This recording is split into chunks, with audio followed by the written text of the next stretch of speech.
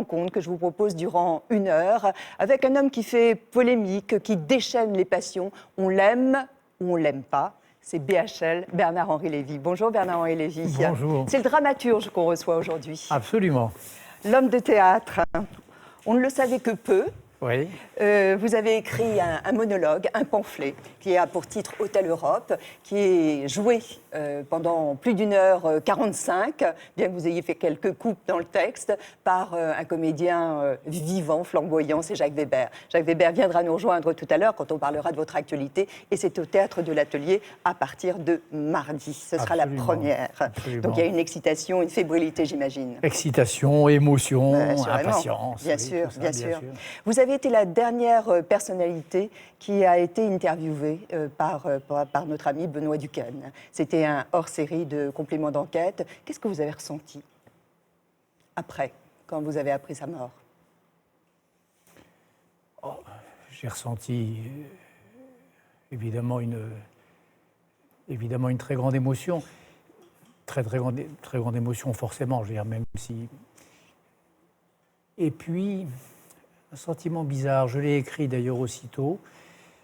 J'avais peu vu ce garçon, s'était rencontré une fois ou deux, mais j'avais eu le sentiment qu'on allait devenir copains. Surtout pas pendant la préparation de l'émission, parce que déontologie oblige, en tout cas de sa part, mais je me disais ça, que c'était le genre d'homme dont je deviendrais l'ami. Et j'ai eu un sentiment un peu bête, je me suis dit, c'est comme un ami possible qui est parti. J'étais très bouleversé, très bouleversé. Qu'est-ce que représente l'été pour vous? L'été? Ouais. C'est les vacances, c'est le farniente? Le travail. Là, ça représentait, alors je peux vous dire, en général, l'été, c'est le moment où je travaille le plus. Et là, en particulier, c'était les dernières retouches à la pièce. C'était, dans cette pièce, il y a Jacques Weber. Et puis, il y a un deuxième personnage qui est un petit computeur dont il se sert constamment, souvent. Et puis, il y a des vidéos qui sont projetées. Donc, j'ai passé l'été à réviser les vidéos, à les rendre plus belles et plus fortes. Donc, ça a été un été extraordinaire. Vous n'êtes pas informaticien pour autant. Vous suis... l'êtes devenu.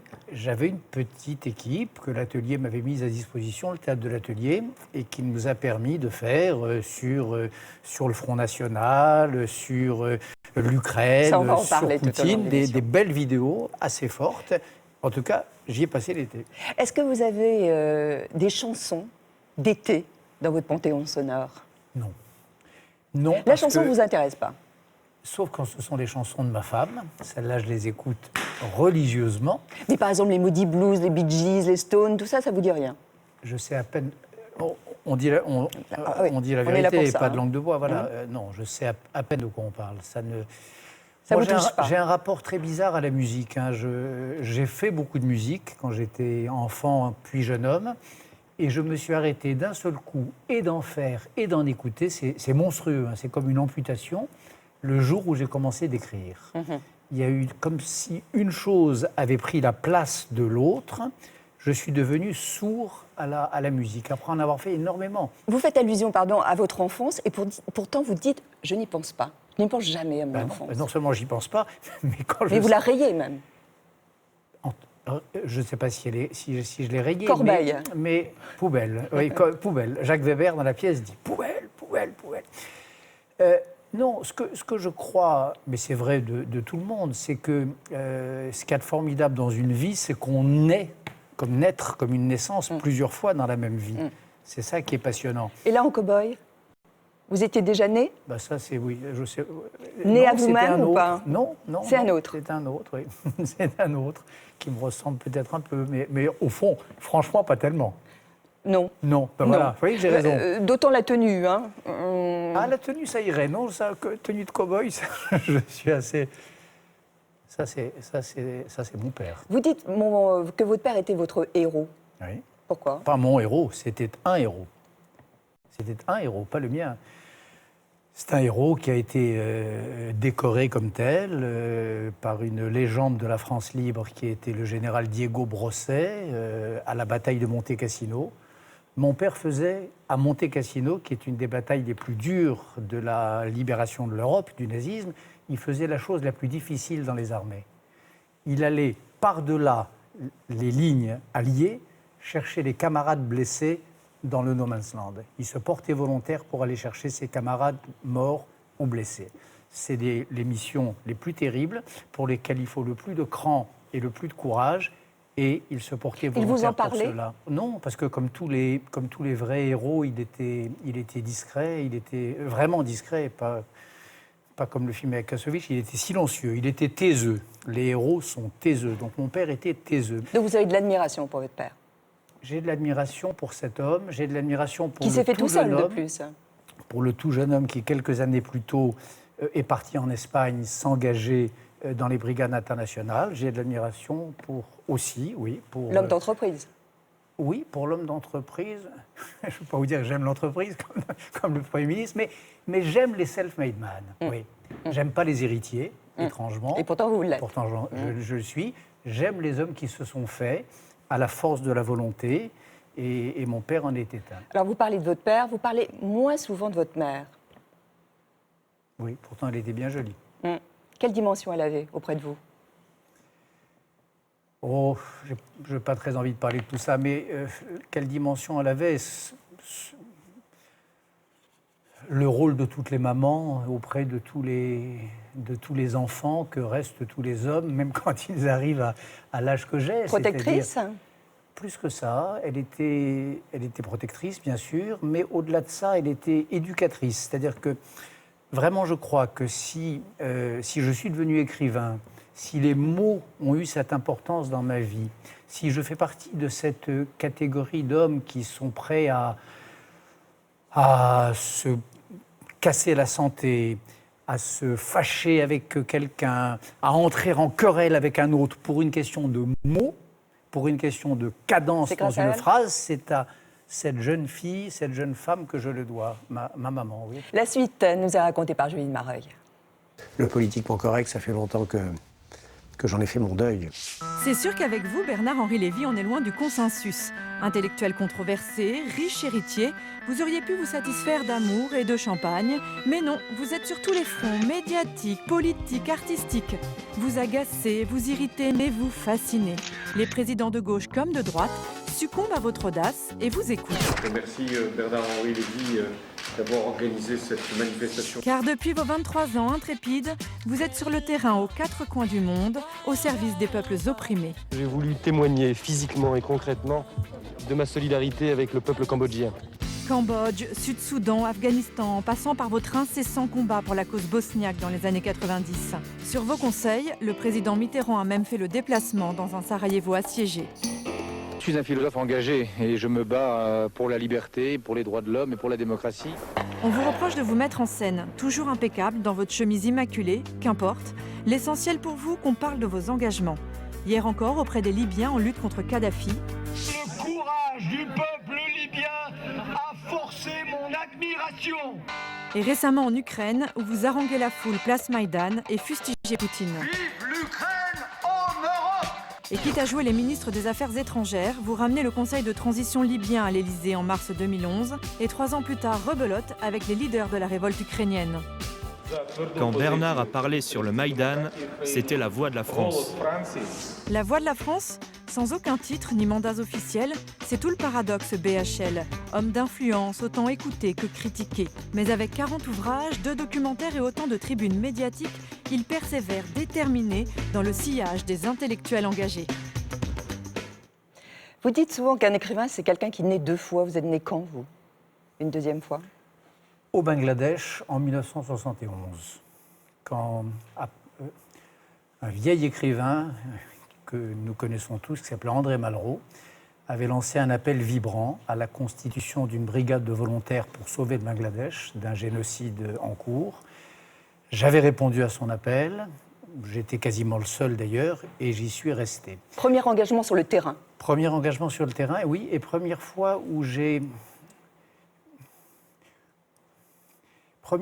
vu des choses qu'un homme ne doit pas voir. Quoi? Le mal que l'homme peut faire à l'autre homme. Vous savez, l'horreur dont l'humanité est capable, on le voit aujourd'hui. La barbarie. La barbarie, l'État islamique, les décapitations en série, cette façon de vider un homme de son sang en même temps qu'on le vide de son humanité. En ce moment même, à l'heure où nous parlons, ça atteint des proportions et un niveau quasiment inédit. Mais enfin, j'ai senti cela, cette barbarie-là, monter et naître il y a très très longtemps. Et ça, pour moi, ça a été une espèce de naissance dont je me serais passé, mais ça a été un choc, oui, bien sûr. Voir son patronyme transformé en 3 initiales, ça vous irrite toujours ou vous êtes habitué? Ça m'a jamais irrité, ça me... C'est une marque de reconnaissance? Non, pour être tout à fait franc, j'aime pas trop ça. J'ai un nom, je m'appelle Lévy, et c'est un nom que je porte avec fierté. J'ai un prénom que j'aime parce qu'il m'a été donné... Un double prénom. Un double prénom qui m'a été donné par la maman dont vous aviez la gentillesse d'évoquer le souvenir tout à l'heure. Et donc j'aime bien quand on m'appelle par mon prénom et par mon nom. Est-ce que vous avez de l'autodérision? Écoutez, il se trouve que vous avez vu le dernier filage de la pièce que joue Jacques Weber, et c'est un texte que j'ai écrit. Je crois qu'il y a dans cette pièce, dans ce texte de théâtre, une dimension de dérision tout court, de comédie, de farce, de grand magique circus, et aussi d'autodérision qui n'est pas contestable. Donc oui. Même quand Stéphane Guillon, l'humoriste, ne fait pas dans la dentelle. Et ça dépend, regarde. Ça dépend si les gens sont drôles ou pas. Vous allez me dire. Alors ça c'est une photo que j'aime beaucoup. Je l'ai faite il y a une dizaine d'années. C'est Bernard-Henri Lévy dans un champ de pommes de terre afghane. Il porte un costume Armani, double boutonnage, très simple, entouré des hommes du commandant Massoud. Toute l'horreur du conflit transparaît à la fois dans l'œil de Bernard et dans la brisure du col de sa chemise. Ça a été une photo très dure, très, très physique à réaliser parce qu'au départ, Bernard portait un costume Dior bleu Prusse qui jurait avec le kaki du tank posté derrière lui. Bon, heureusement, j'avais prévu un vestiaire, l'expérience, et j'ai proposé un costume Armani, le brun Armani, se marie très bien avec le kaki. D'ailleurs, si vous regardez bien, le tank met en valeur Bernard, et il fallait surtout pas l'inverse, que Bernard mette en valeur le tank. Bon, ça vous fait rire? On pourrait faire mieux. Et je pourrais rire davantage. Je trouve, honnêtement, il lui arrive d'être meilleur, Stéphane Guillon. Quelle est votre part de manipulation envers les médias et les politiques? Vous les manipulez? Les médias, franchement, je les manipule moins qu'ils me manipulent, eux. C'est dans les deux sens? C'est dans les deux sens. C'est dans les deux sens et on ne va pas jouer à ça. Ce sont les règles du jeu? C'est les règles du jeu. Et heureusement que vos invités vous manipulent aussi un petit peu. Heureusement qu'ils ne se laissent pas faire comme des agneaux. Heureusement qu'ils n'acceptent pas les règles du jeu. Moi, je manipule personne. Mais par exemple, il y a des règles. Il y a des sujets dont je ne parle pas. Il y a des types de débats que je refuse d'avoir. Je déteste les foires d'empoigne. Et je les refuse, d'ailleurs. Pas donner de nom, mais quand on est 4 ou 5 autour d'une table, que chacun a 3 minutes et que la phrase célèbre, que quand le juif et l'antisémite ont le même temps de parole, que ça je ne veux pas. Voilà, donc c'est pas de la manipulation. J'ai mes règles du jeu, comme les médias ont leurs règles du jeu, ils prennent ou ils prennent pas. Là, en l'occurrence, ils prennent et vous prenez. On vous appelle souvent Monsieur le ministre des Affaires étrangères, ce qui fait plaisir à Laurent Fabius. C'est vrai qu'aujourd'hui, vous êtes aussi un diplomate, puisque vous intervenez dans les grands conflits du monde. Est-ce que c'est une place qui est liée au fait que vous soyez un électron libre? Non. D'abord, ce n'est pas une place, et c'est quelque chose qui est lié au fait que je crois à des choses. Les autres aussi? Peut-être moins. Ils y croient peut-être moins que moi. Moi, je crois vraiment... Ça, c'est Hôtel Europe, ça, c'est la pièce de mardi. Je crois vraiment que Poutine est un danger. Mais ça veut dire que les politiques en place n'y croient pas? Je ne sais pas. Moi, en tout cas, j'y pense le matin en me réveillant et les soirs en me couchant. Qu'aujourd'hui, il y a un danger qui s'appelle Poutine. Que Poutine est l'allié du Front National. Que Poutine est l'allié de tous les pires extrémistes en Europe. Que quand son idéologue cherche un préfacier pour présenter son livre en France, il le demande à Alain Soral. Donc je suis obsédé par ça.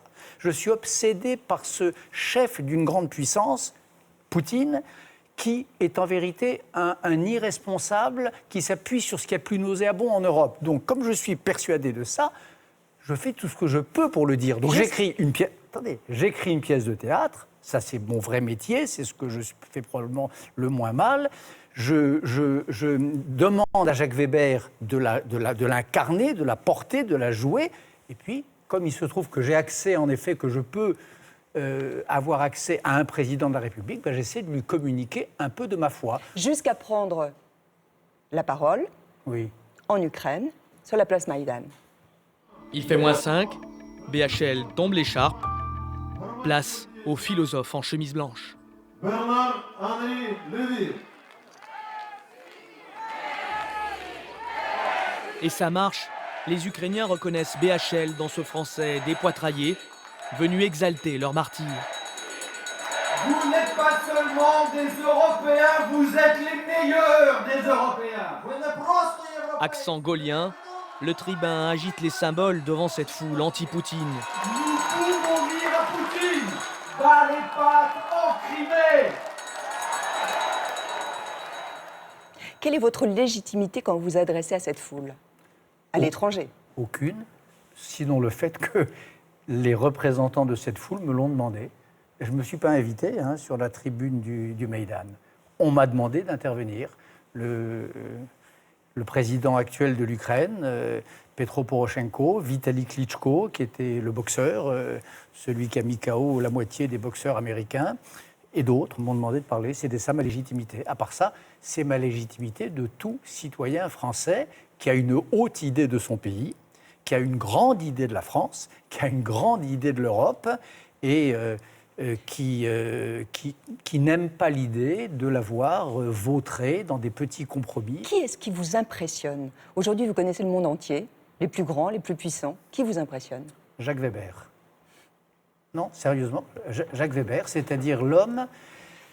le texte que je lui ai donné est quand même un texte de Barjot. C'est un texte fou, d'abord d'une difficulté diabolique. Mais on en parlera tout à l'heure. Alors, il y avait une autre personne pour laquelle vous aviez une admiration importante, qui est une femme, actrice, une grande star, qui est décédée récemment.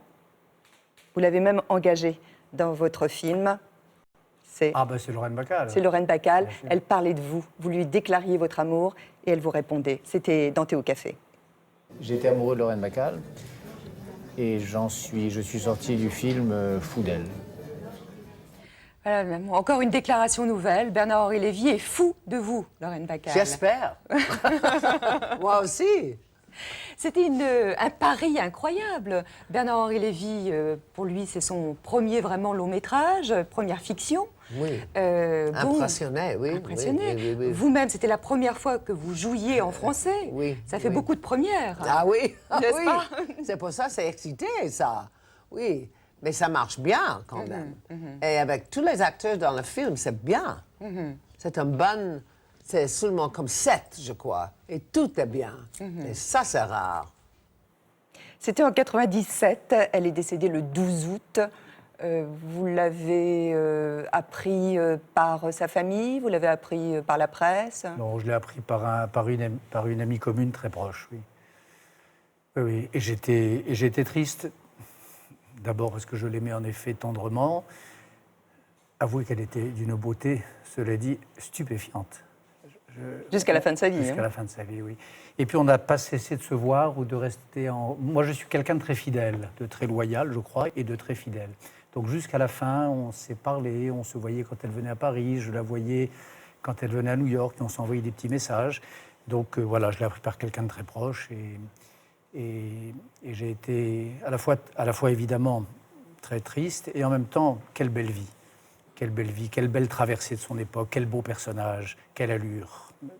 Combien sommes-nous à être sûrs, le moment venu, au moment du dernier jugement, de pouvoir avoir cette fierté qu'elle devait avoir. Vous aimez les actrices américaines? Vous aviez eu, avec Sharon Stone, aussi une rencontre, on se souvient. Vous aimez aussi les États-Unis, vous y avez vécu. Vous continuez à y vivre? D'abord, j'aime les actrices américaines. J'aime une actrice qui est ma femme, Ariel Dombal. Ça, c'est vraiment l'actrice, pour moi, par excellence. Et ça, c'est sur le plan personnel? Voilà, sur le plan personnel. Et puis, oui, j'aime les États-Unis, bien sûr. J'y ai pas vécu, j'y passe une partie de mon temps. Depuis une dizaine d'années, j'y passe du temps. Et j'aime ce pays. J'aime la liberté qu'on y respire. Il y a un très beau texte de Jean-Paul Sartre écrit à la Libération.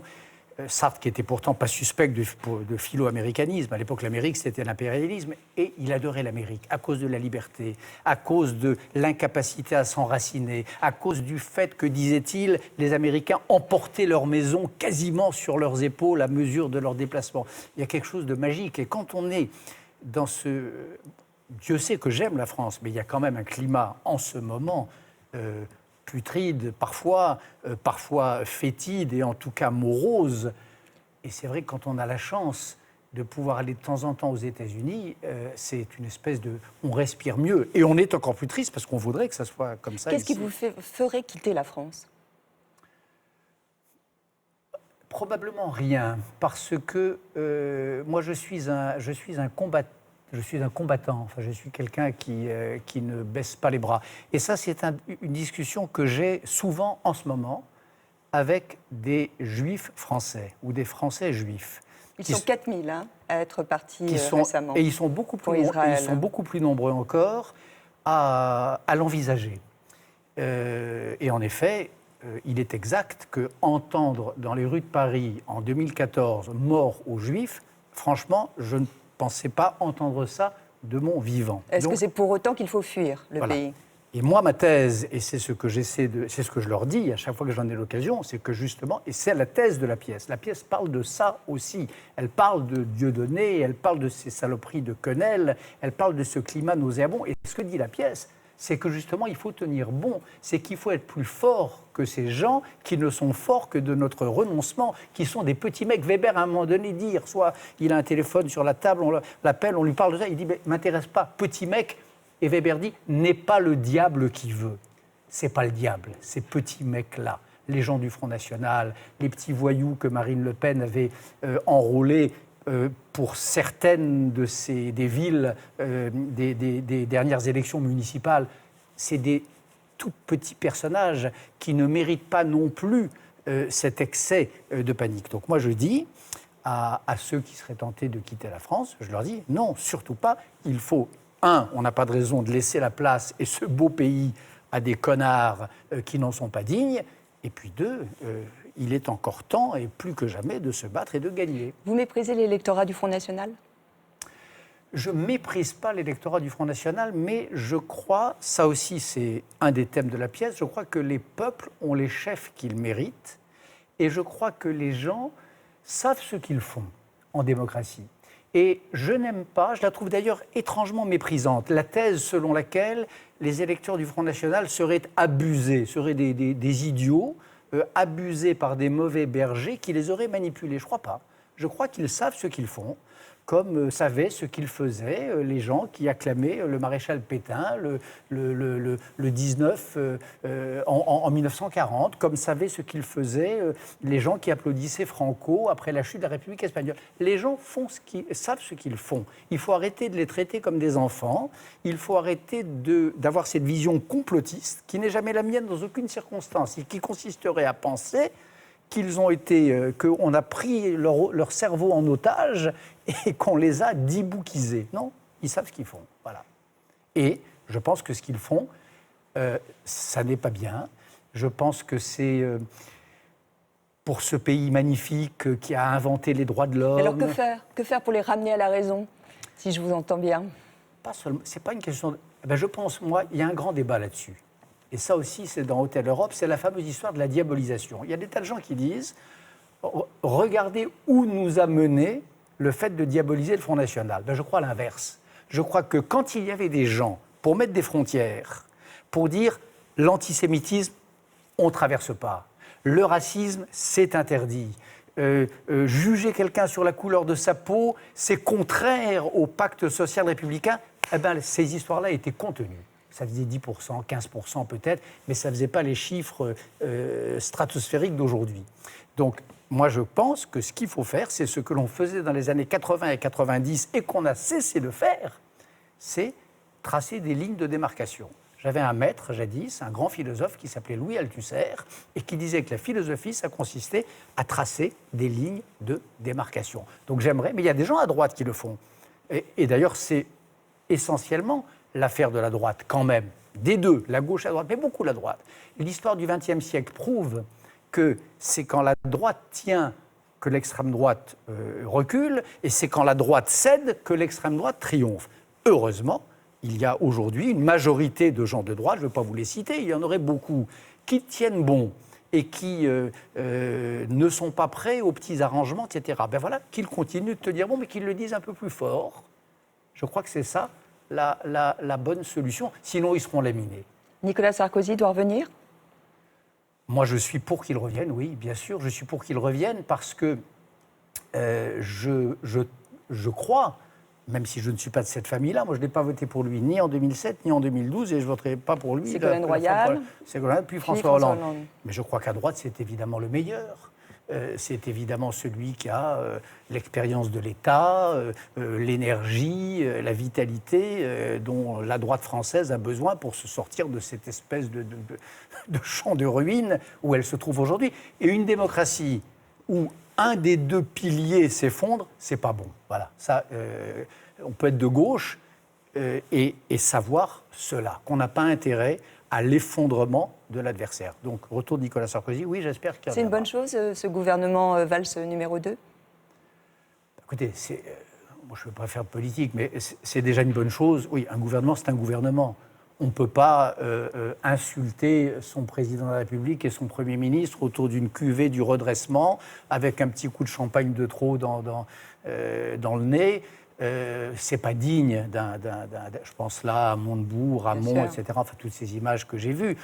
Voilà, donc heureusement que François Hollande et probablement surtout Manuel Valls ont eu ce réflexe-là, élémentaire. Un ministre, ça ferme sa gueule ou ça s'en va. Vieille phrase de Chevènement, qui est pourtant pas que je porte pas dans mon cœur. Donc voilà. Il y a un ministre qui a grâce à vos yeux ? Ben, je trouve Valls très bien. Je trouve Valls très bien. Parce qu'il est courageux. Parce qu'il a le courage de dire, à tort ou à raison, mais je crois en plus qu'il a raison, parce qu'il ne faut pas non plus arrêter avec la langue de bois. J'aime l'entreprise au MEDEF, et puis d'aller 2 jours après, au risque de se faire siffler à l'université d'été du Parti socialiste. Je trouve ça courageux. Voilà. Il était droit dans ses bottes, et c'est bien. Puis il n'a pas financé, il n'a pas joué, il est allé dire aux socialistes pourquoi il avait dit cela, ce qu'il avait voulu dire exactement, et il les a pris frontalement. Ça, je trouve qu'un homme politique, si ça n'est pas capable de ce type d'acte, alors qu'il dégage, comme on a dit en d'autres temps. Hôtel Europe, c'est au Théâtre de l'Atelier à partir de mardi. Il y a Jacques Weber qui va venir nous rejoindre dans quelques instants. Mais on a suivi bien sûr des répétitions.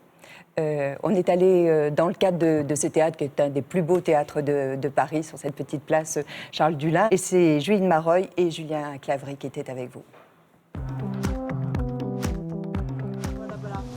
Merci beaucoup.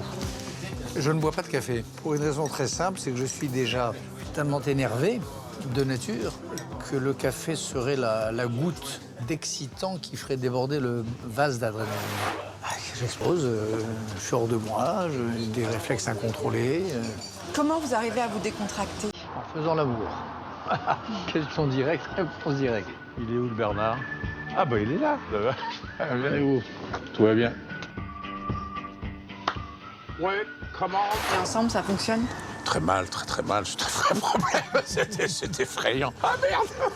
On a les mêmes idées je crois, sur le théâtre. Ouais. Et sur ce texte. C'est déjà beaucoup, vous savez. Déjà énorme. Par ça, on ne vit pas ensemble. On a encore. Quel est le plus cabot des deux? C'est une très bonne question. Moi, je dirais, par métier, Jacques, et par nature, moi. Voilà. Ah, c'est joli. Bonjour, ça va? Salut Quentin, ça va? Vous, je vous l'ai envoyé chez vous, hein. Le livre, vous l'avez. Je tiens à ce que les techniciens de l'atelier aient, juste après Jacques, les premiers exemplaires sortis des presses. Parce que c'est eux qui vont faire vivre le spectacle. Pouvez-vous nous lire une dédicace? J-Epsilon, ce texte est entre vos mains à tous. Vous voulez une autre? On y va, amitié et gratitude. encore une, à la veille du jour J, en avant. Voilà. Et ainsi de suite. Ça change à chaque fois. Bien sûr que ça change à chaque fois. Le théâtre, c'est pour moi l'un des plus beaux genres littéraires. Et l'idée de ce texte que j'ai écrit, où j'ai mis tant de moi-même, qui dans quelques jours maintenant, va être porté par Jacques, par ce corps incroyable, cette voix unique, cette mémoire sans pareille. Et si la Bosnie meurt, je ne donne pas cher non plus de l'Europe. Je suis surexcité de joie. Ça vous démange pas, vous, de monter sur scène? Bien sûr que non, ça ne me démange pas, je détesterais ça. Weber le fait si admirablement. Pourquoi m'y risquerais-je? On va grommeler le texte ensemble, voilà. Et en parler, se poser des questions. Et par exemple, c'est pas banal, quoi. C'est pas banal. Même ton, alors là, si vous le sortez comme ça, c'est très bien. Là, on est en train de faire un boulot que j'adore, moi. C'est-à-dire, alors que je l'ai joué, on reprend, mais vraiment presque mot par mot, quoi, comme une partition. Et ça, c'est toujours très, très enrichissant. Est-ce qu'il faut être en forme pour jouer du Lévy? Oui. Faut être athlétique. Attention, le mec devient fou, il se retrouve dans la baignoire tout habillé, il se retrouve à poil, il se rhabille. Et ça, il faut être en trace de jouer, il faut être en forme. Bah, vous avez vu, j'ai fait tout pour mettre en forme et tout. Le plus honnête serait de leur parler des villes que j'ai aimées. Moi, ce que je fais, c'est que ça dure longtemps après la représentation, quoi, que ça secoue un peu les gens, que ça fasse désormais partie d'eux au moment où l'actualité leur explose à la gueule, quoi, voilà. Ouais, c'est beau, ça. Je suis d'accord. On accueille Jacques Weber. Bonjour Jacques, vous venez nous rejoindre. Bonjour. Oh, bel homme, bel homme. Vous avez perdu quelques kilos, semble-t-il. Quelques 22, 23, 24. Il faut que je continue. Je voyais les images. Quand je suis comme ça, il faut un peu que je fasse gaffe. Voilà. Je ne vous imaginais pas ami avec Bernard-Henri Lévy. Quel était votre sentiment sur cet homme ? Je crois que c'était le sentiment généraliste, donc extrêmement sans grand intérêt, c'est-à-dire... Un peu caricatural. D'un côté, quelqu'un que moi, alors j'ai toujours dit, on les a jamais forcés à aller sur ces fronts, que ce soit lui, que ce soit Bernard Kouchner, dont on a dit tant de mal avec ses sacs de riz, etc. Et j'ai toujours trouvé ça vachement bien de faire ça. C'est mieux que de se taper les minettes sur un yacht, hein, quand on est milliardaire, c'est le cas, il a beaucoup d'argent, Bernard, donc il pourrait faire ce qu'il veut. Ça, c'est une chose que j'aimais bien. Puis l'autre, j'étais comme... De temps en temps, je me disais, c'est vrai qu'il y a un côté très, très parisien, très dans la mouvance du marquisat parisien qui m'est étranger, en tout cas. Qui est une chose, d'ailleurs, c'est même pas que je la méprise, c'est qu'elle me fait plutôt peur. Voilà, c'est ça, je m'y sens pas bien, c'est aussi simple que ça. Donc voilà, c'en était là. Vous aviez une appréhension précise ? Pardon, mais j'étais mort de trouille, parce que d'abord, moi, je suis un rescapé de l'éducation nationale. Donc, quand on se retrouve devant, qu'on le veuille ou non, quoi qu'en disent certains, etc., c'est quand même un monument, ça fait partie des gens importants de la philosophie, de la littérature française, de tout ça. Donc je me sentais, j'avais très très peur, mais en même temps, je me disais, je suis convoqué sur mon terrain, c'est-à-dire il s'agit du théâtre. Et là, quand même, j'ai la confiance relative nécessaire pour avancer, quoi. Même quelques avantages sur lui. Non, mais en tout cas, voilà, on me convoque comme acteur. Et puis à partir de là, ce qui est formidable, c'est que je suis donc tombé sur cette pièce qui était... C'est ça qui me faisait peur, c'est qu'elle soit théorique, littéraire, parce que je connais beaucoup de gens très brillants. Il y a des ministres qui se sont essayés à écrire, il y a des gens politiques qui se sont essayés d'écrire sur des cerveaux incontestables, mais qui ne savent pas écrire du théâtre, ils se sont plantés. Et ça peut arriver. C'est très particulier, l'écriture théâtrale. Il se trouve là qu'il y a une idée de départ formidable. C'est que cet homme pense dans l'urgence, et donc se perd. Il doit faire un discours pour dans 2 heures. Et donc l'urgence le prend. Et à partir du moment où il se perd, la pensée là, me fascine parce qu'elle ne donne pas des réponses définitives. Hein. Elle questionne sans arrêt, elle interroge sans arrêt cette foutue idée européenne dont les gens d'ailleurs sont très très éloignés. L'un des grands problèmes, et moi je trouve que ma part citoyenne, si je peux m'exprimer ainsi, dans ma part d'acteur, elle me semble essentielle, nécessaire, au moment même où, pour des raisons électoralistes, pour des tas de raisons, on se préoccupe toujours du truc franco-français, allo-allemand, italo-italien, mais l'idée européenne, elle n'est pas encore dans les gènes des gens. On ne dit pas de soi-même qu'on est européen, on dit je suis français. Et ça, alors que leur même... Parfois même on dit je suis breton, je suis corse. Donc oui, donc il y a aussi ça qui... Et je crois que ça, c'est extrêmement important bah voilà, de dire ce que l'on a envie de dire là-dessus. Et d'affirmer une Mais identité c'est une européenne. pensée, vous savez, il y a une phrase que j'aime beaucoup. Dans mon pays, les idées deviennent vite des passions, c'est dans Dostoïevski. Et c'est ça que j'adore, c'est que c'est une pensée passionnée, contradictoire, paumée à un moment. On prend cet objet sublime, on ne sait plus par quel bout le prendre, et on se dit tous ensemble pour se poser la question. Une question active, pas une question qui reste dans son bureau. Vous dites, Bernard-Henri Lévy, que c'est une gueulante, c'est un coup de gueule. C'est aussi pour tenter de faire progresser la pensée et la réflexion, nécessairement. J'ai peut-être dit ça, mais je crois que le mot le plus juste, c'est celui que vient de prononcer Jacques, c'est le mot paumé.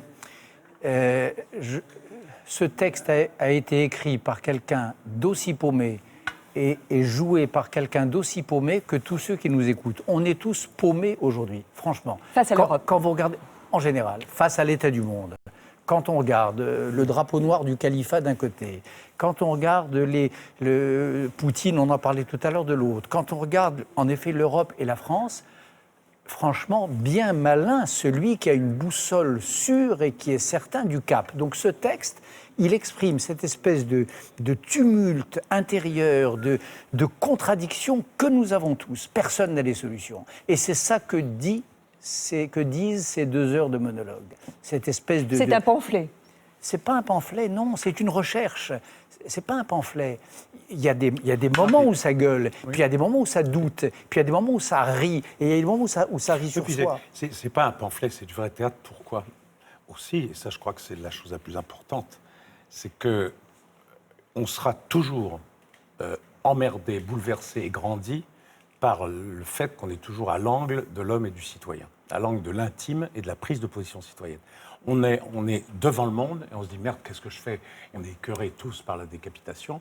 Et en même temps, si votre enfant est malade ou si votre femme vous adresse le plus beau sourire du monde, tac, tout ça se mélange. Ça rebascule. Et dans cette pièce, moi, c'est ça qui me plaît énormément. C'est que l'homme de chair, l'homme de sexe et l'homme de pensée s'arrêtent pas de se bagarrer.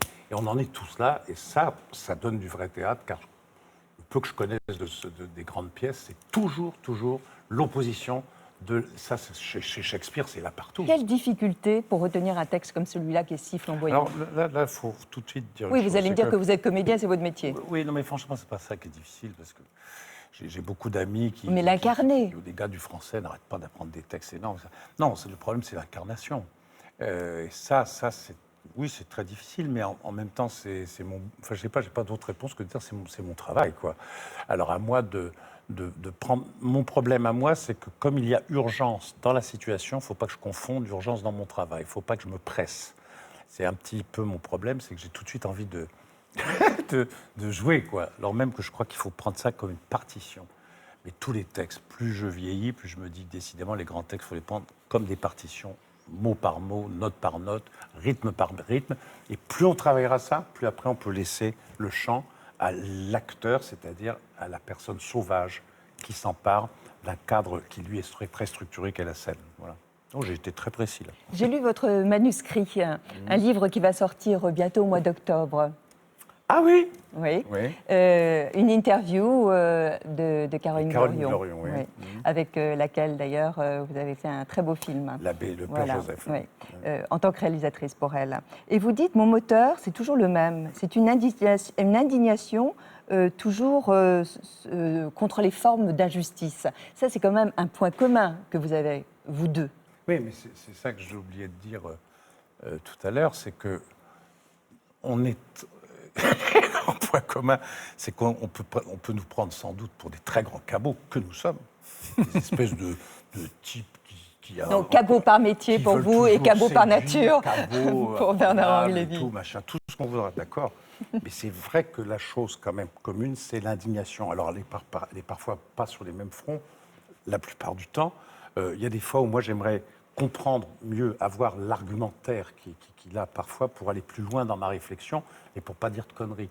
Et ça, c'est le jeu d'une rencontre aussi. Je crois, de se faire du bien les uns les autres. Mais ça, oui, c'est un vrai point commun. Moi, j'adore cette pièce et je suis sûr que je vais... enfin, que ça va pas trop mal se passer parce que j'ai de quoi manger, j'ai de quoi, entre guillemets, gueuler. Enfin, gueuler, que les tripes se bougent, quoi. Ça, pour moi, c'est essentiel. Sinon, c'est pas du théâtre. Enfin, Je voudrais vous mettre à l'épreuve. Ouais. C'est lui, l'invité. Hein, mais tous les deux. Regardez, je vous donne un texte. Je voudrais que vous me fassiez cette scène. Vous êtes... Si. Vous êtes... Oh non, non. Vous êtes Christian, vous, Jacques, pour une fois, et Bernard-Henri et Cyrano de Bergerac. Alors l'inverse, alors. Écoutez. Ah non, ce serait trop facile. Non. Christian vient de comprendre donc que Roxane n'est amoureuse que de ses mots, qui lui sont en réalité soufflés par Cyrano, et il tente donc de convaincre Cyrano de déclarer sa flamme. Moi, j'ai le sentiment d'être au bord du sacrilège, là. Hein. Oui, très bien. Vous savez qu'on ne plaisante pas avec ce genre de choses. Il y a un grand vide abyssal. Ah non, un vide énorme, là. Cyrano? Qu'est-ce? Te voilà blême. Elle ne m'aime plus. Comment? C'est toi qu'elle aime. Non. Elle n'aime plus que mon âme. Non. Si, c'est donc bien toi qu'elle aime et tu l'aimes aussi. Moi? Je le sais. C'est vrai? Comme un fou. Davantage. Dis-le-lui. Non. Pourquoi? On ne peut pas jouer à ça. Regarde mon visage. Elle m'aimerait laid. Elle te l'a dit. Là. Ah, je suis bien content qu'elle t'ait dit cela, mais va, ne crois pas cette chose insensée. Mon Dieu, je suis content qu'elle ait eu la pensée de la dire, mais va, ne la prends pas au mot, va, ne deviens pas laid, elle m'en voudrait trop. C'est ce que je veux voir. Non et non. Mais qu'elle choisisse, tu vas lui dire tout. Non, pas ce supplice. Je tuerai ton bonheur parce que je suis beau, c'est trop injuste. Et moi, je mettrai au tombeau le tien parce que grâce au hasard qui fait naître, j'ai le don d'exprimer ce que tu sens peut-être. Dis-lui tout. Oh là là.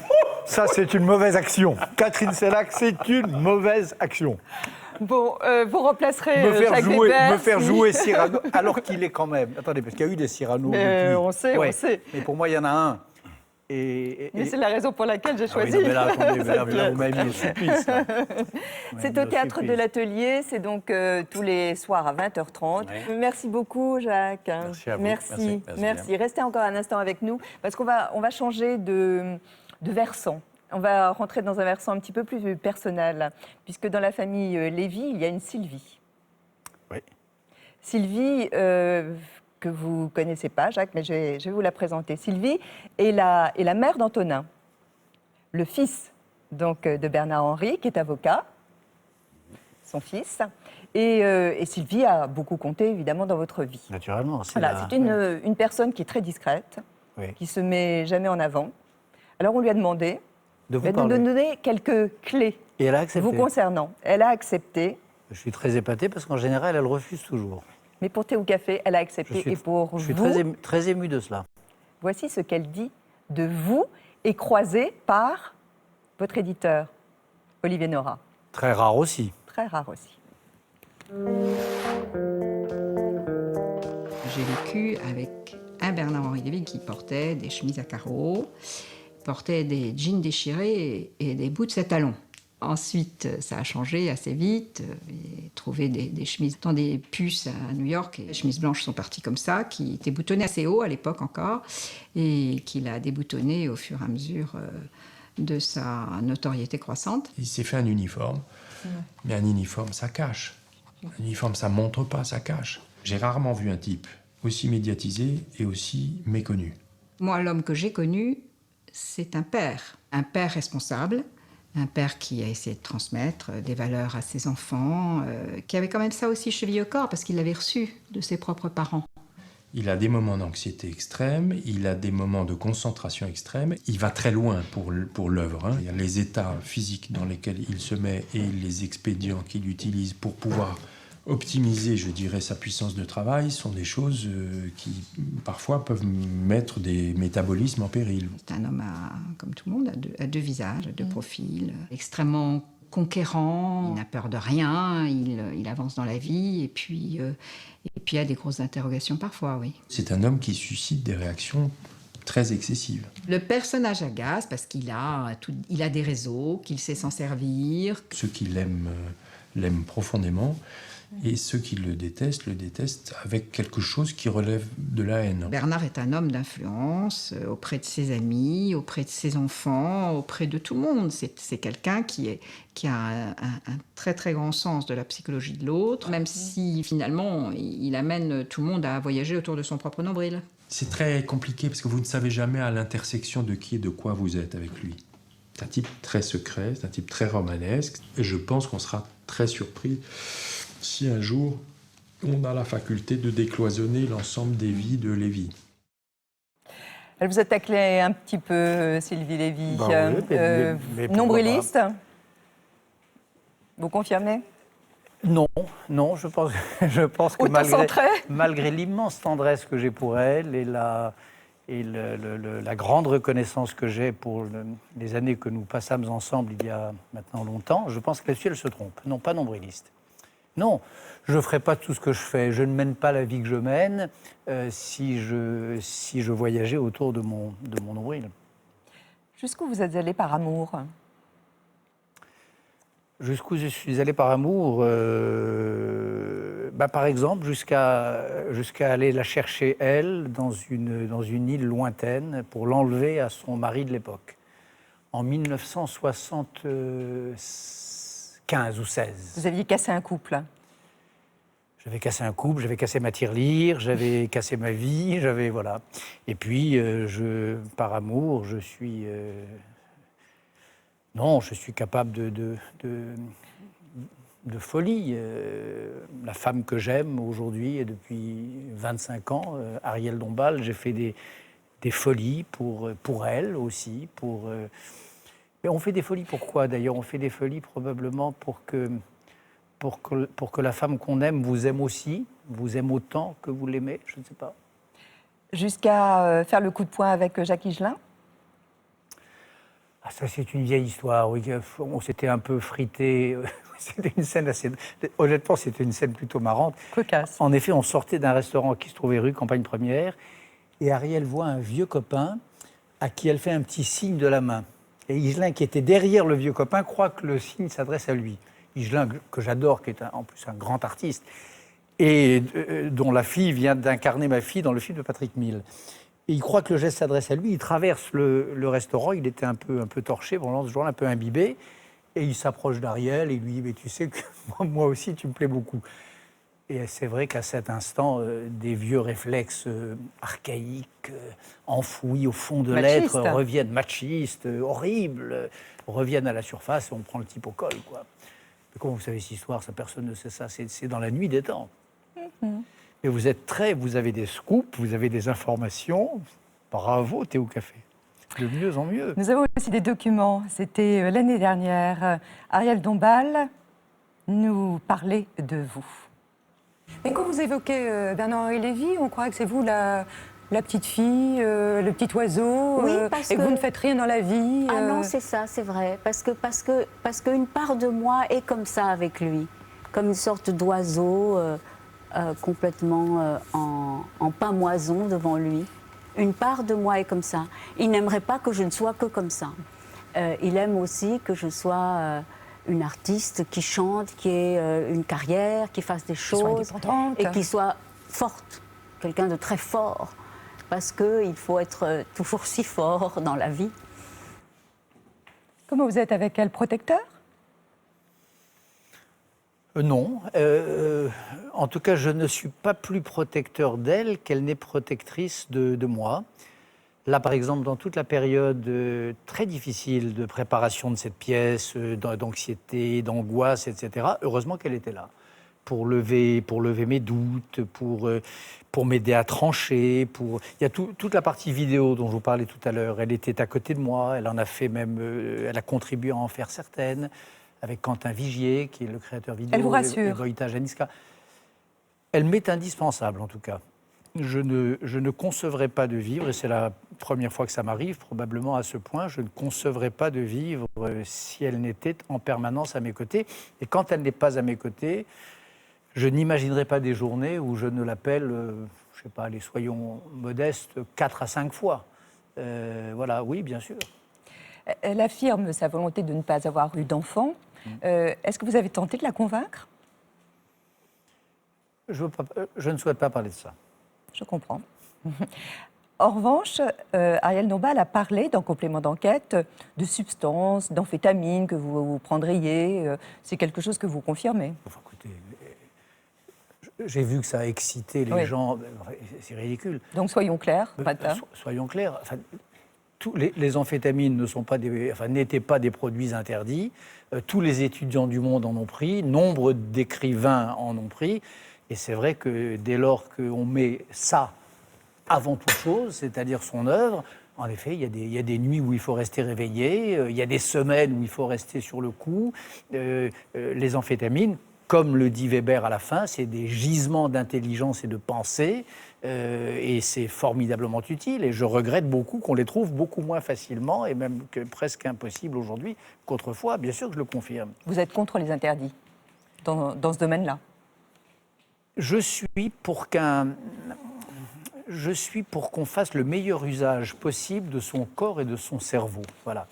Et même si vous le maltraitez, comme dit Olivier Nora? Oui, parce qu'il m'est arrivé en effet de le maltraiter, d'aller aux limites de ma résistance nerveuse et physique, mais je pense que c'est pour le meilleur, parce que c'est pour terminer un livre, pour écrire un texte de théâtre, pour le rendre plus aigu, pour le rendre plus acéré, plus drôle, plus tragique. Donc c'est pour le meilleur. À quoi ça sert une vie?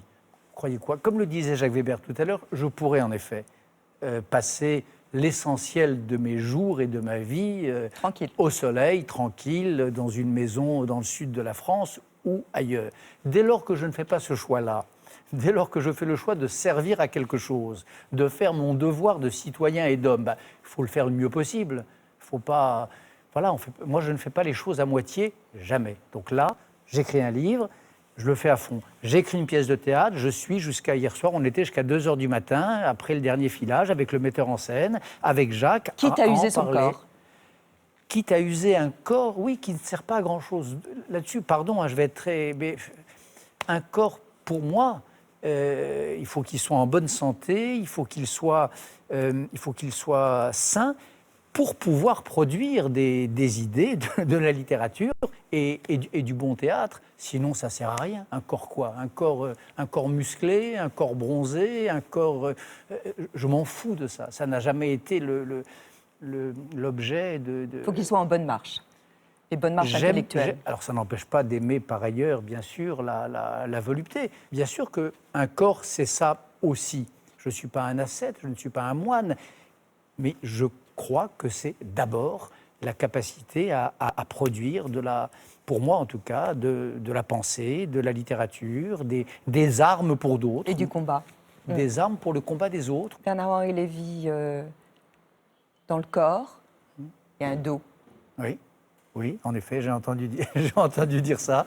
Je vous emmène dos à dos. Le vôtre, en tout cas.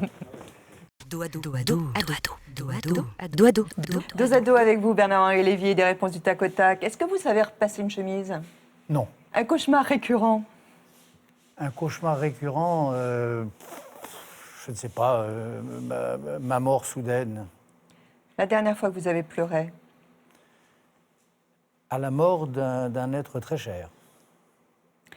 Une excuse toute faite pour refuser poliment un dîner?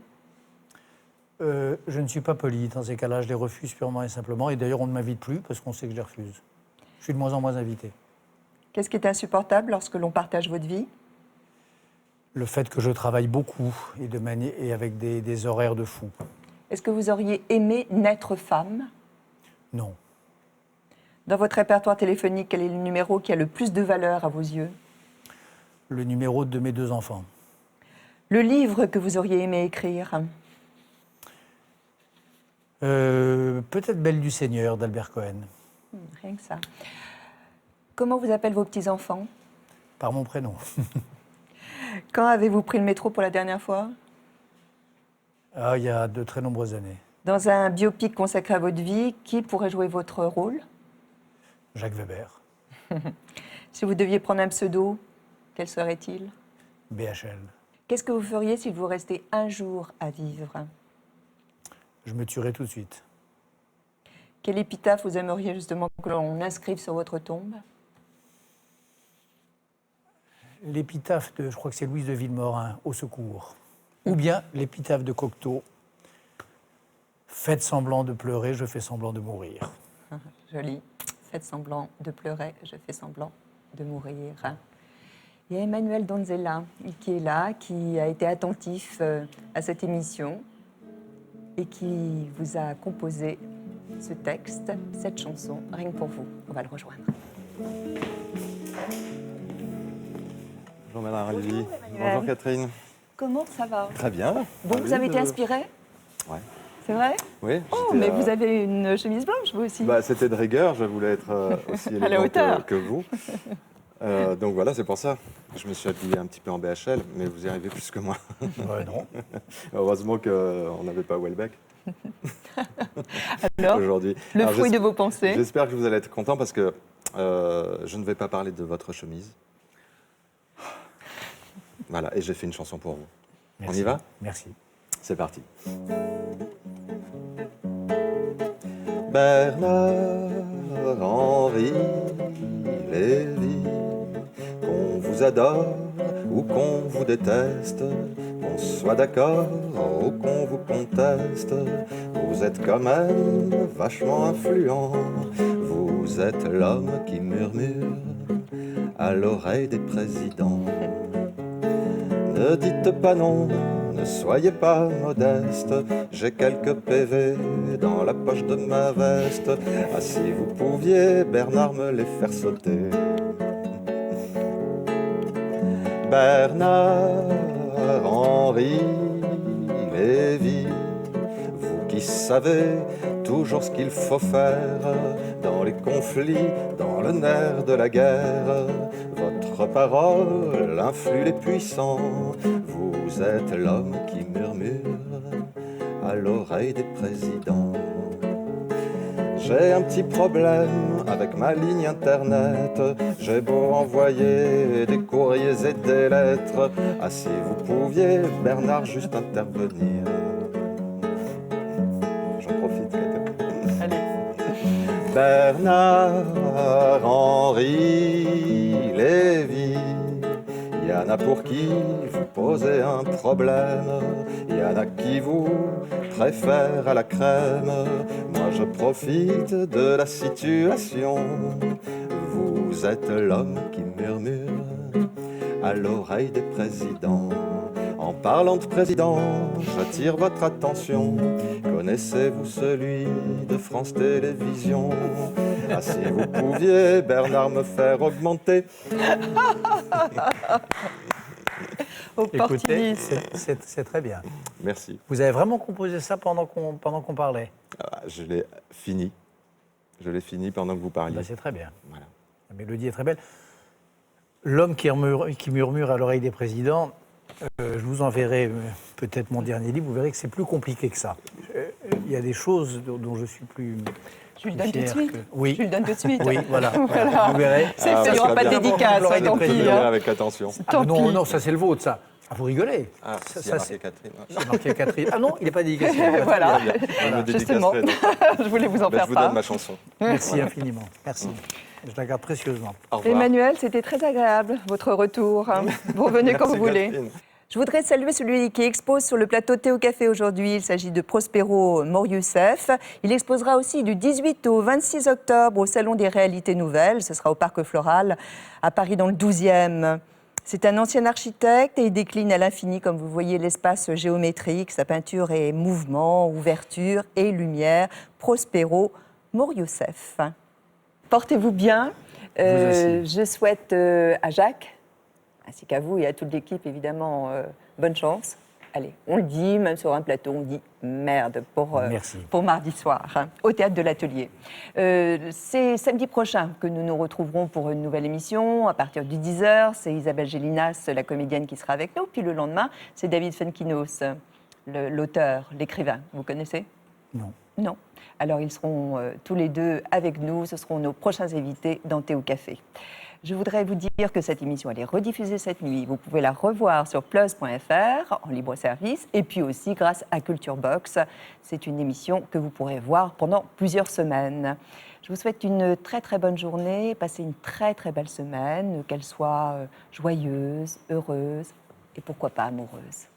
n'est-ce pas? Vous en êtes Absolument. d'accord? Ah, tout à fait. Bon programme. Portez-vous bien. On se retrouve la semaine prochaine, dès samedi 10h. Au revoir. Merci de votre fidélité.